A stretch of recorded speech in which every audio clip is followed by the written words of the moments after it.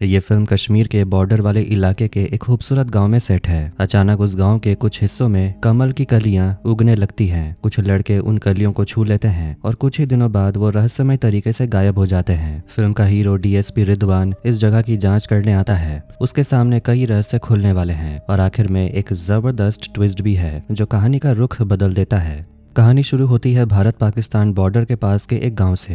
ये पूरा इलाका कोहरे से ढका हुआ है। एक छोटा लड़का चलता हुआ आता है और उसे जमीन पर एक कमल की कली दिखती है जो बस खिलने ही वाली होती है। वो लड़का उस कली को बड़े प्यार से छूने लगता है। तभी वहां पर एक आदमी आता है, कहता है अब समय हो गया है, चलो यहाँ से। अब इसके बाद हम एक मैजिक शो देखते हैं। जादूगर कहता है कि आपने बहुत से जादू देखे होंगे लेकिन ऐसा कभी कुछ नहीं देखा होगा क्योंकि ये मेरा जादू खुद का है। वो कहता है कि अगर कोई लड़का इस बॉक्स के अंदर गया तो मैं उसे आपकी आंखों के सामने गायब कर दूंगा। सब लोग हैरान हो जाते हैं लेकिन वही छोटा लड़का जो कमल की कली को देख रहा था वो अपने साथ आए आदमी की ओर देखता है और वो आदमी सिर हिलाता है तो लड़का अपना हाथ उठा देता है। अब दिखाया जाता है कि जगह जगह पोस्टर्स लगे हुए हैं। पूर्व एमएलए का बेटा गायब हो गया है। क्योंकि मामला बहुत गंभीर है इसीलिए इसकी इन्वेस्टिगेशन के लिए रिदवान को बुलाया जाता है। वो अपने परिवार के साथ इस गाँव में रहने के लिए आता है। परिवार में 4 लोग हैं, रिदवान, उसकी पत्नी गुलनार, एक बेटा आयान और एक बेटी नूरी। वो लोग एक नया घर ढूंढ लेते हैं। वहाँ एक इकबाल नाम का आदमी है जो बोल नहीं सकता लेकिन उनकी हर जरूरत में मदद करता है।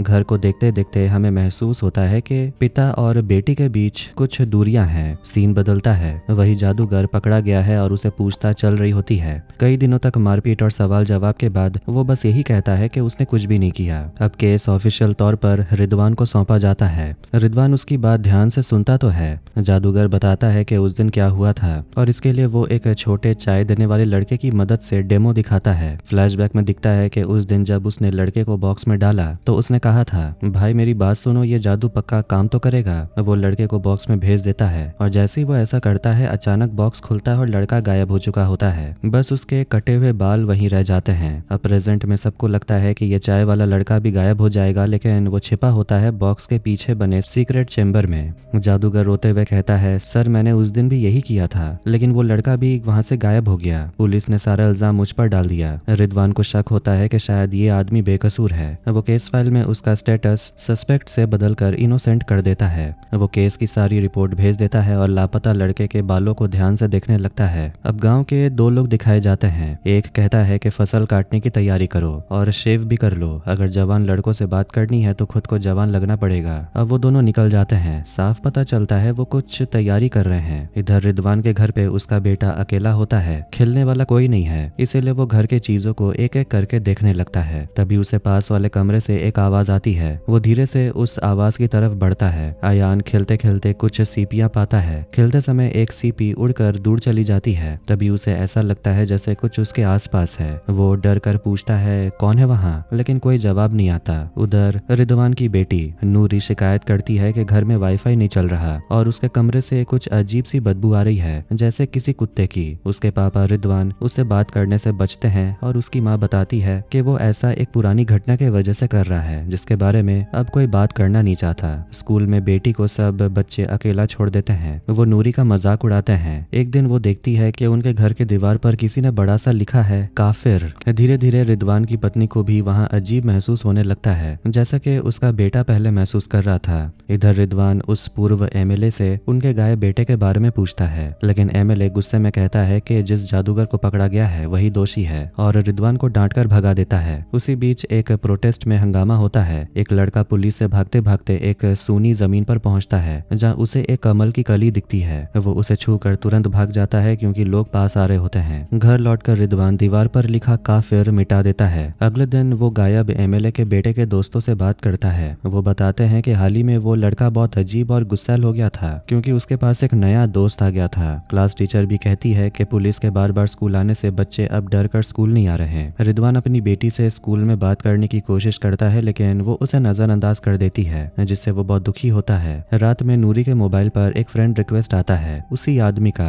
जिसे पहले शेव करते हुए दिखाया गया था। वो उससे बातें करने लगती है। घर में सब देखते हैं कि इकबाल जो घर की देखभाल करता है हर रात मछली और खाना लेकर एक बंद कमरे में चला जाता है। गुलनार नोटिस करती है कि वही बदबू उसके कमरे से आ रही है। जब वो ये बात रिदवान को बताती है तो वो कहता है इकबाल शायद कोई धार्मिक रिवाज निभा रहा होगा, चिंता मत करो। रात में आयान फिर उठता है। उसे अपनी सीपियों के लुढ़कने की आवाज सुनाई देती है। वो देखता है कि कुछ दूर एक काला बच्चा जैसा साया उन्हीं सीपियों से खेल रहा होता है। वो एक सीपी उसकी तरफ फेंकता है जैसे ही उसे खेलने के लिए बुला रहा हो। उधर वो आखिरी लड़का जिसने कमल की कली को छुआ था अपने घर वालों के साथ खेत में काम कर रहा होता है। तभी उसे दूर से एक आकृति दिखाई देती है जो उसे इशारा से बुला रही होती है। वो धीरे धीरे उसकी तरफ बढ़ता है और तभी चारों तरफ कोहरा फैल जाता है। कमल की कली खिल जाती है और वो लड़का गायब हो जाता है। पुलिस इन्वेस्टिगेशन शुरू करती है। रिदवान को अब दो बड़ी बातें पता चलती हैं। पहली, दोनों गायब लड़के एक ही स्कूल में पढ़ते थे और दूसरी, शायद लड़का हाल ही में पथराव वाले प्रदर्शन में शामिल था जहां से ये सब कुछ शुरू हुआ। पुलिस को पता चलता है कि पथराव वाले प्रदर्शन में दिखा लड़का सच में वही था जो बाद में गायब हुआ।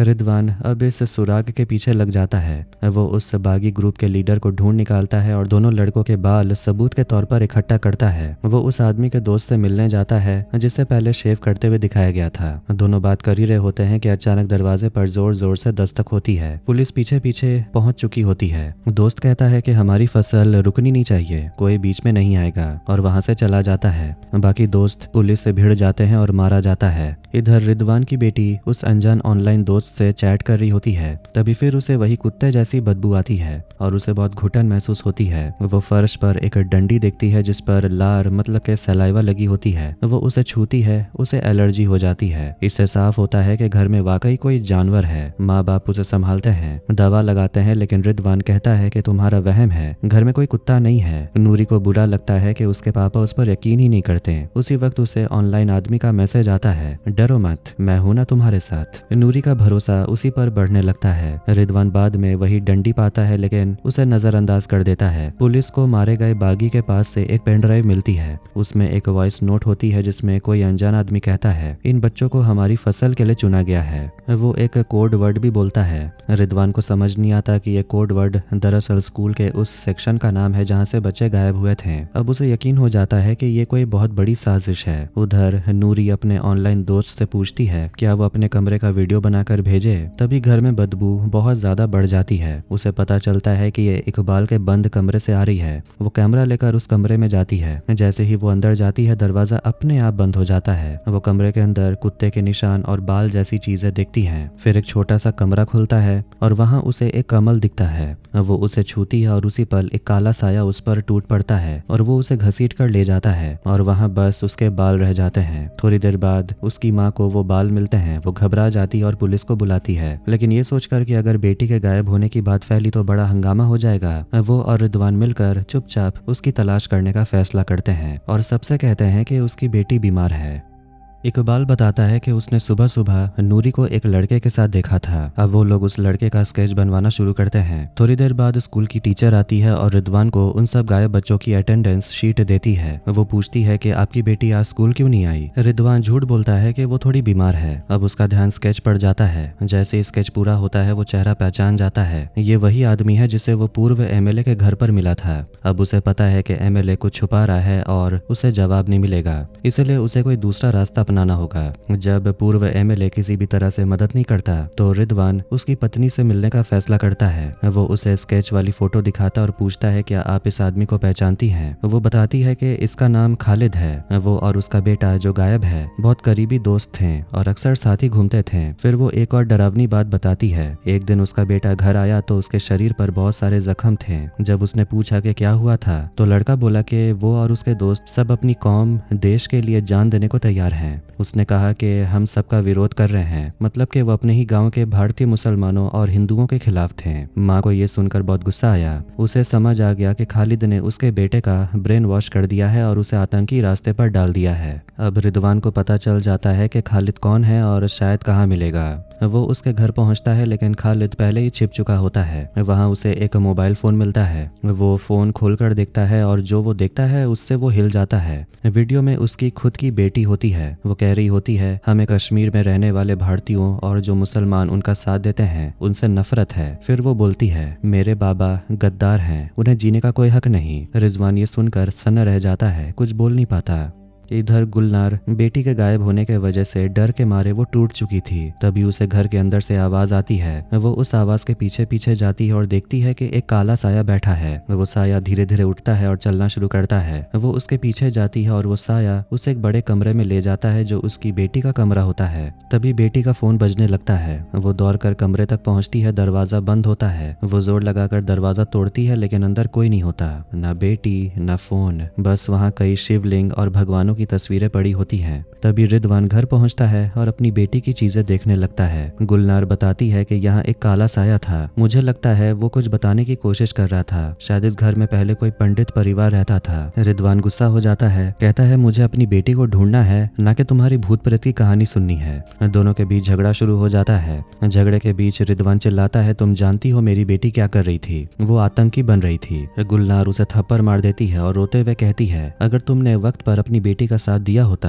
तो वो आज ऐसे हाल में ना होती। वो हमारे साथ होती, पर तुमने कुछ भी सही नहीं किया। ये सुनकर रिदवान के हाथ कांपने लगते हैं। कहानी फ्लैशबैक में जाती है। दिखाया जाता है कि रिदवान पहले एक आतंक विरोधी ऑपरेशन में शामिल था। आतंकियों ने एक स्कूल में बच्चों को बंधक बना रखा था। वो अंदर घुसता है और फायरिंग शुरू करता है। इस अफरा तफरी में वो गलती से एक छोटे बच्चे को गोली मार देता है। उसकी बेटी ने ये सब अपनी आंखों से देखा था। उस दिन से उसके दिल में अपने पिता के लिए डर और नफरत पैदा हो गई। यही वजह है कि दोनों के बीच दूरी आ गई है। यहाँ प्रेजेंट में रिदवान अपनी बेटी की फोटो को देखता हुआ खामोश खड़ा था। वो खुद से वादा करता है, मैं उसे ढूंढ कर वापस लाऊंगा, चाहे कुछ भी हो जाए। इसके बाद हम उस ग्रुप को देखते हैं जो कि हार्वेस्ट की बात कर रहे थे। ग्रुप का लीडर होता है फैजान। उसका चेहरा किसी को भी नहीं पता। वो सिर्फ लैपटॉप पर कॉल के जरिए जुड़ता है। गाँव में उसका मेन आदमी उससे बात कर रहा होता है। वो बताता है कि पुलिस हर तरफ से उनकी हार्वेस्ट को रोकने की कोशिश कर रही है और उनके कई लोग अब अंडरग्राउंड चले गए हैं। वो पूछता है क्या ऑपरेशन को रोक देना चाहिए। फैजान जवाब देता है, हम पैसे ले चुके हैं, अगला टारगेट तैयार है, उसे लेकर आओ। स्क्रीन पर एक फोटो दिखाई देती है। वो फोटो उस ऑपरेटिव के भांजे की होती है जो उससे बात कर रहा होता है। ऑपरेटिव अपने भांजे से मिलने जाता है और कहता है, हम तैयार हैं, तुम भी तैयार रहो। लड़का उसे गले लगाता है जैसे वो भी इस बात के लिए तैयार हो। ये सब स्कूल टीचर दूर से देख लेती है। फिर हम गुलनार को देखते हैं। उसका बेटा आयान एक अजीब सा गाना गा रहा होता है। उसे शक होता है कि उसे यह किसने सिखाया। वो उसके सामान को चेक करती है और उसमें उसे एक काले साए की तस्वीर मिलती है जो उसने पहले देखी थी। अब उसे यकीन हो जाता है कुछ गड़बड़ है।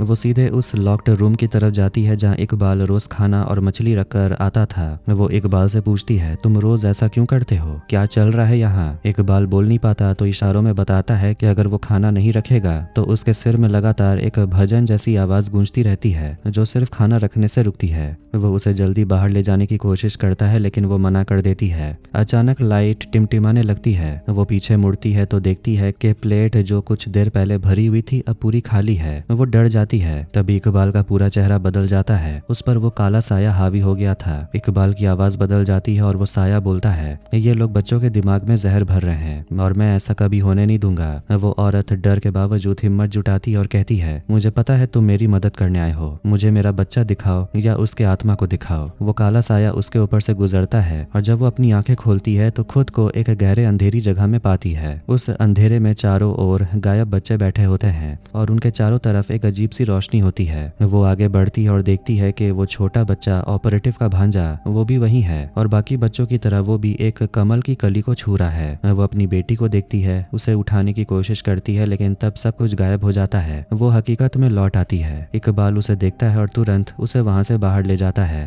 अब गांव में और भी बच्चे गायब हो रहे थे, इसलिए पुलिस स्टेशन के बाहर लोग प्रोटेस्ट कर रहे थे पुलिस की नाकामी के खिलाफ। उधर पुलिस को खबर मिलती है कि खालिद बॉर्डर पार करने की कोशिश में पकड़ा गया है। पुलिस उसे बुरी तरह पीटती है, पूछताछ करती है पर वो कुछ नहीं बताता। आखिरकार जब पुलिस उसे गोली मारने की धमकी देती है तो वो बोलना शुरू करता है। उसी वक्त रिदवान की पत्नी आती है। एक तरफ रिदवान की पत्नी और दूसरी तरफ खालिद की पूछताछ होती है। रिदवान की पत्नी को अब यकीन हो चुका है कि बच्चों के गायब होने के पीछे कोई आत्मा है जो उन सबको कैद करके रखी हुई है। वो रिदवान को यह बताती है लेकिन वो मानने को तैयार ही नहीं होता। वो कहता है कि उसके पास ऐसे बातों के लिए टाइम नहीं है, उसे बस बच्चों की लोकेशन जाननी है। पत्नी रोकर कहती है, मुझे पता है अगला बच्चा कौन गायब होगा, उसका नाम है याशीर। खालिद पूछताछ में बताता है कि सारे बच्चों को गायब होने के पीछे उनका हार्वेस्ट ऑपरेशन है। वो बताता है कि इस मिशन का मास्टरमाइंड फैजान है और वही उन्हें हर बार टारगेट भेजता है। उनका काम बस बच्चों को पकड़ना है और सही जगह पहुंचाना होता है। खालिद बताता है कि ये बात बहुत बड़ी प्लानिंग का हिस्सा है। बच्चों को बचपन से ट्रेन किया जाएगा।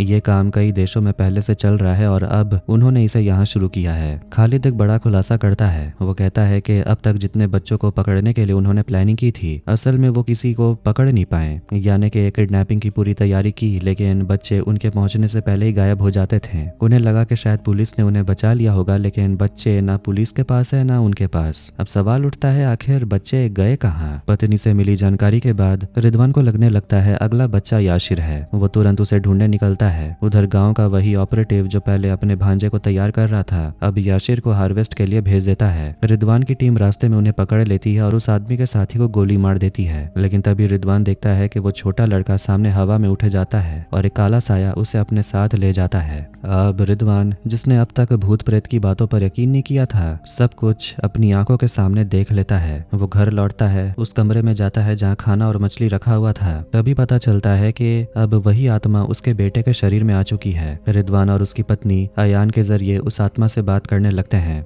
आत्मा बताती है कि इस घर में पहले एक कश्मीरी पंडित फैमिली रहती थी। जो आत्माएं यहाँ भटक रही हैं, वो उन्हीं परिवार के रिश्तेदार हैं। लेकिन जो आत्मा अभी बात कर रही है वो उस कुत्ते की है जिसे वो परिवार पालता था। इसी वजह से रोज उसके लिए खाना रखा जाता है। पत्नी पूछती है, तुम्हारे साथ इस घर में क्या हुआ था? सबके साथ क्या हुआ था? आत्मा जवाब देती है, धोखा, हमें धोखे से मिटा दिया गया। अचानक बेटे के सिर पर घाव उभर आता है और खून बहने लगता है। उसी वक्त दरवाजे पर कोई जोर से दस्तक देता है और लड़का बेहोश हो जाता है।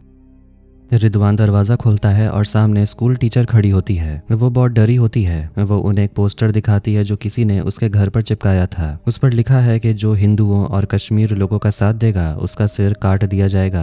वो डर के मारे उनके पास आई है। वो ये भी बताती है कि आखिरी बार जो बच्चा गायब हुआ था उसे एक अनजान आदमी के साथ देखा गया था। स्कूल टीचर रोते हुए बताती है कि अब बच्चे स्कूल आने से डर रहे हैं। तभी अचानक घर के बाहर की लाइटें बंद हो जाती हैं। रिदवान तुरंत एक पुलिस ऑफिसर को बाहर भेजता है कि जाकर पता करे क्या हुआ। जैसे वो अफसर बाहर कदम रखता है, उसे तुरंत गोली मार दी जाती है और चारों तरफ से फायरिंग शुरू हो जाती है। यह हमला उसी आतंकवादी ग्रुप का होता है जिन्हें लगता है कि पुलिस ने उनका आखिरी बच्चा पकड़ लिया है जिसे वो हार्वेस्ट करने वाले थे। गुस्से में और फैजान के आदेश पर वो पूरी ताकत से हमला करते हैं। वो बिना देखे गोलियां चलाते हैं, चिल्लाते हुए कहते हैं कि वो किसी को नहीं छोड़ेंगे। रिदवान समझ नहीं पाता क्या करे और वो अपनी पत्नी और बेटे के ऊपर ले जाकर सुरक्षित करने की कोशिश करता है। इसी बीच उसकी पत्नी को गोली लग जाती है। जब आतंकी उसे खत्म करने वाले होते हैं तब रिदवान किसी तरह बिजली की सप्लाई काट देता है और पूरा इलाका अंधेरे में डूब जाता है। फौरन फायरिंग रुक जाती है। तब हमलावर टॉर्च और छोटी रोशनी लेकर अंदर बढ़ते हैं। बाहर धमाकों और गोलियों की आवाज गूंजती रहती है। इसी अफरा तफरी के बीच घर में मौजूद आत्माएं अब वो सच्चाई दिखने लगती है। अब वो सच्चाई दिखाने लगती हैं जो सालों पहले कश्मीरी पंडित फैमिली के साथ हुई थी। वो भी इसी घर में फंस गए थे जब कश्मीर में आतंकियों ने हमला किया था। उनका कहना था या तो धर्म बदलो या मारे जाओ। घर के मुखिया जो एक डॉक्टर थे बहुत डर गए थे क्योंकि उनका बेटा बाहर गया हुआ था और अभी तक लौटा नहीं था। वो जल्दी जल्दी अपना सामान पैक करने लगते हैं ताकि भाग सकें। तभी पास वाले घर की छोटी लड़की खेलने के लिए आती है। डॉक्टर की पत्नी डरते हुए उसे कहती है, यहाँ रहना सेफ नहीं है, घर जाओ। लड़की चली जाती है। जैसी परिवार भागने की तैयारी कर रहा होता है, आतंकी घुस आते हैं। डॉक्टर तुरंत अपनी पत्नी और बेटी को एक कमरे में बंद कर देता है और कहता है, कुछ भी हो जाए बाहर मत आना। वो खुद सामने जाता है लेकिन आतंकी उसे जबरदस्ती धर्म बदलने को बोलते हैं। वो मना करता है और गोली मार दी जाती है। अंदर बंद माँ बेटी डर के मारे सब कुछ सुन रही होते हैं। अचानक कोई दरवाजा खटखटाता है। माँ झांक कर देखती है, वही पड़ोस की छोटी लड़की। वो दरवाजा खोलने ही वाली होती है कि लड़की चिल्लाती है, वो यहीं छिपे हैं, पकड़ लो इन्हें। माँ को समझ आता है कि धोखा हो गया। वो जल्दी से अपनी बेटी को पूजा घर में बंद करती है और कहती है, चाहे कुछ भी हो जाए, चाहे मैं मर भी जाऊं, बाहर मत आना। इसके बाद वो बाहर जाती और आतंकियों से भिड़ती है और उसे भी मार दिया जाता है। अंदर बेटी दरवाजा पीट पीट कर रोते रहती है। आतंकी दरवाजा तोड़ते हैं और छोटी बच्ची को भी बेरहमी से मार डालते हैं। आत्माएं सब कुछ दिखाने के बाद गुस्से में आ जाते हैं। वो चिल्लाते हैं कि इतिहास को दोबारा नहीं दोहराया जाएगा, हम ऐसा नहीं होने देंगे। फिर आत्माएं अपनी शक्ति का इस्तेमाल करती हैं। वो रिदवान और उसके परिवार की रक्षा करने लगती हैं और बाहर के हमलावरों से लड़ने लगती हैं। इसी बीच फिल्म ये इशारा करती है कि जिसने उस पंडित परिवार से धोखा किया था वो शख्स असल में कौन था। रिदवान को समझ आता है कि जिस आदमी की वजह से पंडित फैमिली की मौत हुई वही आज के हमलावरों में से एक है। वो उस पर टूट पड़ता है। दोनों में जबरदस्त लड़ाई होती और आखिर में रिदवान बुरी तरह पिट जाता है। बाकी बचे हुए हमलावर चारों तरफ पुलिस को देखकर भागने की कोशिश करते हैं। तभी उनमें से एक स्कूल टीचर को पकड़ लेता है और चिल्लाता है, अगर इसे जिंदा चाहते हो तो मुझे जाने दो वरना इसे मार दूंगा। अचानक एक गोली चलती है और टीचर वहीं गिर जाती है और वो मर जाती है। रिदवान पलट कर देखता है, गोली उसकी वाइफ ने चलाई थी, लेकिन उस वक्त उसके अंदर वो आत्मा सवार थी। वो आत्मा आगे बढ़कर उस हमलावर को भी मार देती है। सब लोग हैरान होते हैं कि अगर वो आत्मा बुरी नहीं थी तो फिर उसने उस मासूम टीचर को क्यों मारा। यहीं से आता है असली ट्विस्ट। असल में वो स्कूल टीचर ही फैजान थी, वही रहस्यमय इंसान जो पूरे ऑपरेशन की मास्टरमाइंड थी। वो बच्चों को बहला फुसला कर उन्हें बागियों की सोच में ढाल रही थी। बस इतना ही नहीं, वही टीचर असल में वही छोटी लड़की थी जिसने फ्लैशबैक में पंडित परिवार से धोखा किया था। उसके माथे पर वही निशान था जो हीरो के बेटे के सिर पर पड़ा था। अब सब कुछ साफ हो जाता है, टीचर की मौत उसी धोखे का न्याय था। इसके साथ ही सारे गायब बच्चे भी वापस आने लगते हैं, बिल्कुल उसी जगह जहाँ से वो गायब हुए थे। रिदवान और उसके बच्चों के बीच जो दूरी थी अब वो मिट जाती है। अब ये केस खत्म हो चुका था और रिदवान को दूसरी जगह ट्रांसफर मिल जाता है। जाते वक्त घर में कुत्ते की आत्मा के लिए आखिरी बार खाना रख देता है और फिर परिवार के साथ निकल जाता है। रिदवान कुछ सामान लेकर मुंबई जाता है जहाँ अब पंडित परिवार का बेटा डॉक्टर बन चुका था। वो सामान देकर डॉक्टर फूट फूट कर रो पड़ता है, कुछ बोल नहीं पाता। रिदवान और उसकी पत्नी उसे संभालते हैं और ये कहानी यहीं पर खत्म हो जाती है। ये कहानी उन सभी कश्मीरी पंडित परिवारों को समर्पित है जिन्होंने ऐसी हिंसा में अपनी जान गंवाई थी। तो आज का वीडियो कैसा लगा कमेंट करके जरूर बताएं। वीडियो पसंद आया तो वीडियो को लाइक कर दे, चैनल को भी सब्सक्राइब कर दें। मिलते हैं नेक्स्ट वीडियो में। Take care.